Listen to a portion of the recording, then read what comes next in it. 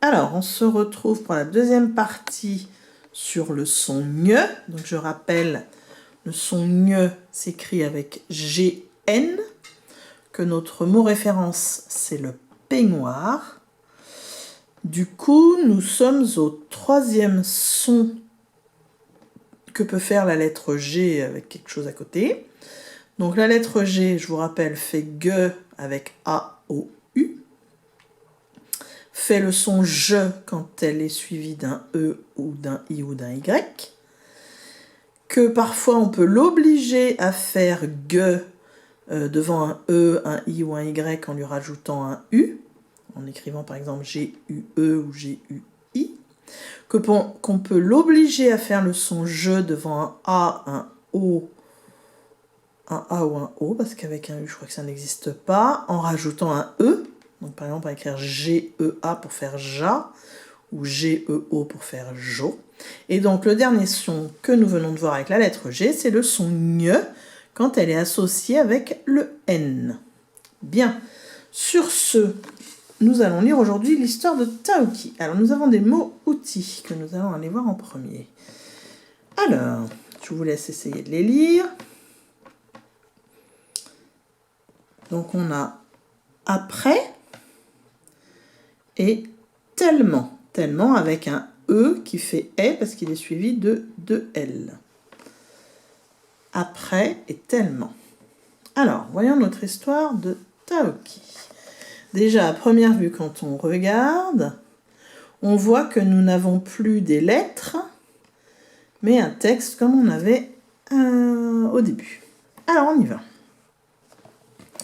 Enlever la trousse. Pardon. Hop. Voilà.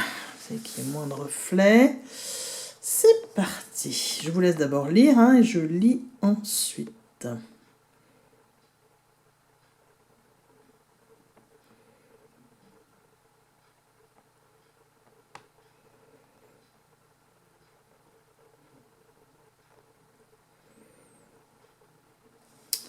Quelques jours après le retour d'Hugo de classe de mer, sa maman est partie en trombe à la maternité, accompagnée de son mari pour accoucher.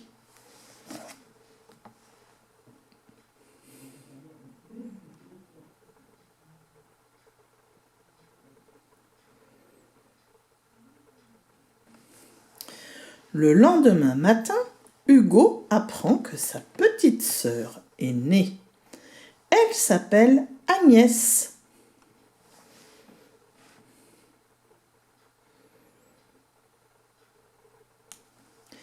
Fou de joie, il trépigne d'énervement.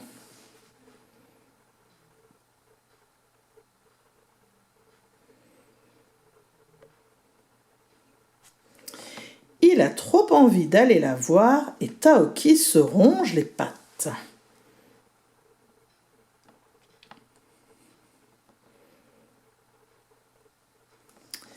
Les grands-parents les emmènent voir le bébé.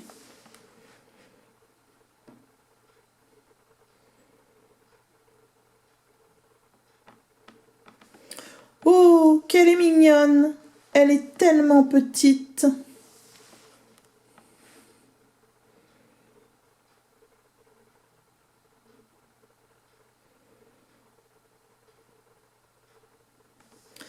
Avec son pyjama rose et ses petites boucles blondes, on dirait un ange.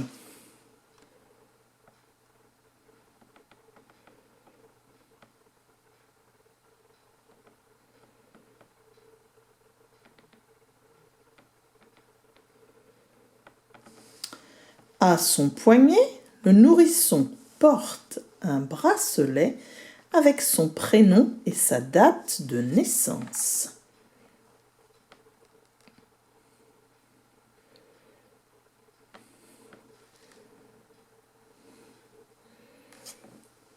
Agnès dort paisiblement et pousse un petit grognement.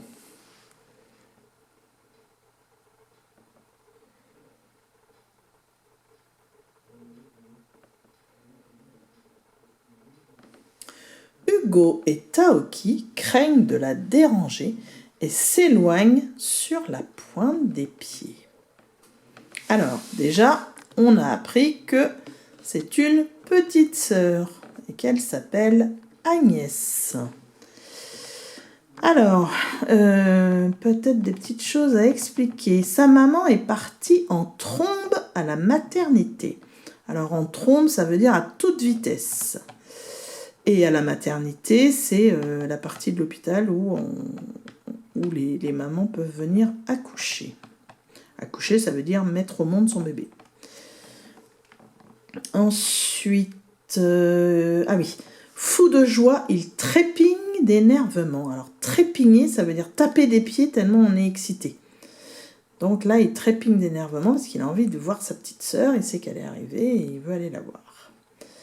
On dit que Taoki se ronge les pattes parce que nous, on se dit, quand on parle des humains, on dit qu'ils se rongent les ongles quand ils sont stressés. Alors, elle est mignonne, je pense que tout le monde comprend, ça veut dire qu'elle est jolie. Ah oui, alors là, il nous parle du bracelet quand on a... D'ailleurs, il n'y a pas que quand on est un bébé, hein, aussi quand on est une personne à l'hôpital. Maintenant, elles sont toujours marquées avec un bracelet avec leur nom, leur nom de famille, leur prénom, leur date de naissance pour être sûr de ne pas mélanger les personnes. Parce que quand quelqu'un qui est malade, qui est à l'hôpital, est endormi, il ne peut pas dire qui il est. Donc, du coup, il faut qu'on sache, il faut que les médecins et les infirmières puissent savoir tout de suite qui il est. Donc, il y a un bracelet, chacun a un bracelet avec son nom de famille, son prénom et sa date de naissance pour être sûr de ne pas se mélanger. Parce que parfois, on a des noms, comme par exemple mon nom, moi, Martin, c'est un nom qui est très connu, et donc on pourrait tout à fait, si un jour j'étais hospitalisée, qu'il y ait une autre Mélanie Martin dans l'hôpital, et du coup, il ne faudrait pas qu'on nous confonde. Voilà. Agnès dort paisiblement. Paisiblement, ça veut dire calmement, quoi. Elle pousse un petit grognement, c'est un petit bruit. Et donc voilà, et marcher sur la pointe des pieds, c'est une expression et ça veut dire qu'on marche en faisant attention de ne pas faire de bruit en se déplaçant. Voilà. Alors je vais relire l'histoire, mais sans m'arrêter pour que vous puissiez bien comprendre tout ce qu'on raconte. Alors, quelques jours après le retour d'Hugo de classe de mer, sa maman est partie en trombe à la maternité accompagnée de son mari pour accoucher. Le lendemain matin, Hugo apprend que sa petite sœur est née. Elle s'appelle Agnès. Fou de joie, il trépigne d'énervement.